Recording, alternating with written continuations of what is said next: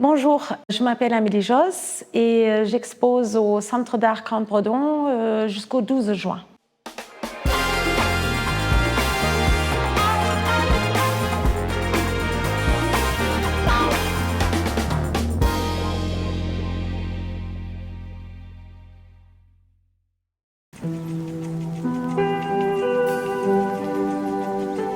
J'ai commencé mes études aux Beaux-Arts en Allemagne.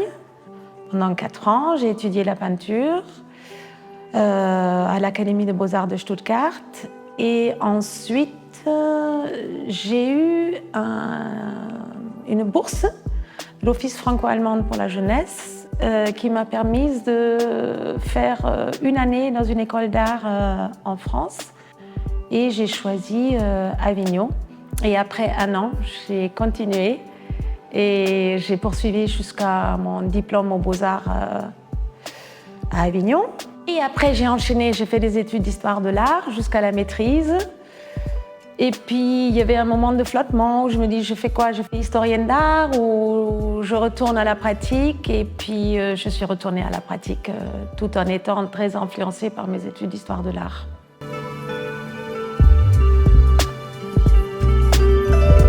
Elle est vaste, mais je dirais tout ça tourne autour des petites histoires intimes qui sont sûrement issues de mon propre vécu.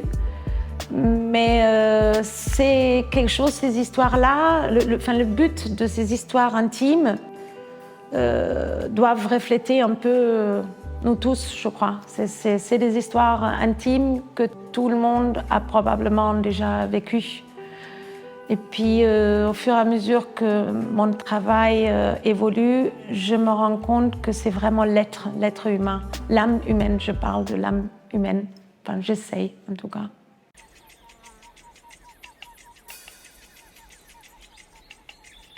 Alors, il y a plein de matériaux différents. Dans le dessin, dans tout ce qui est 2 dimensions, les dessins et les tableaux un peu plus grands, ce sont des collages. Et je travaille exclusivement avec des matériaux pauvres, entre guillemets. En fait, je fais une forme de bed painting, comme j'appelle ça. C'est de la peinture à l'huile, mais je maltraite la peinture.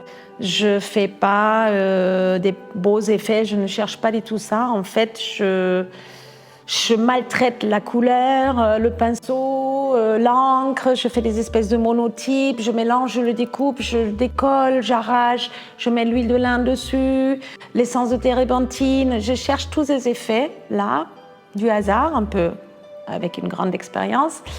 Mais en tout cas, je travaille exclusivement sur du papier, jamais sur toile. J'aime pas la toile, j'aime pas le support mou. Concernant les installations, ce sont des matériaux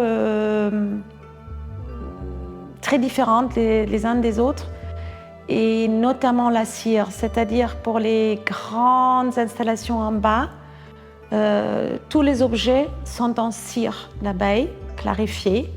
Et après, j'ai tout un processus pour faire du volume avec ce matériau-là. Mais en tout cas, c'est mon matériau de prédilection.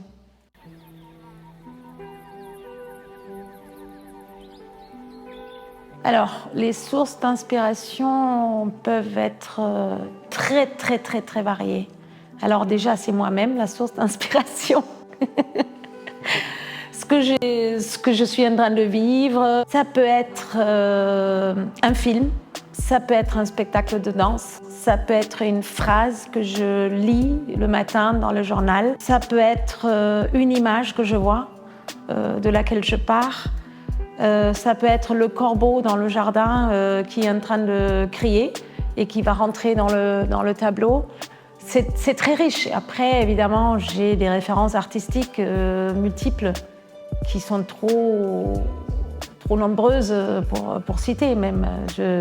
C'est très hétéroclite, c'est-à-dire que j'ai tellement de sources d'inspiration au niveau de la peinture, au niveau de l'art contemporain et de l'art ancien, que ce serait trop long de raconter, je pense.